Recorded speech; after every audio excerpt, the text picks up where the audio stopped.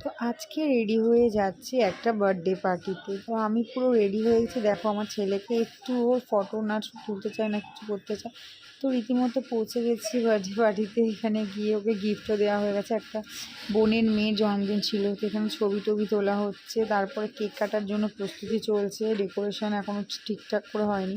তো ওর দুটো কেক ছিল জন্মদিনে, কেকগুলো খুবই সুন্দর ছিল, বেশ ভালোই ছিল। তারপরে আশীর্বাদ পর্ব শুরু হয়েছে, একের পর এক সব আশীর্বাদ করছে।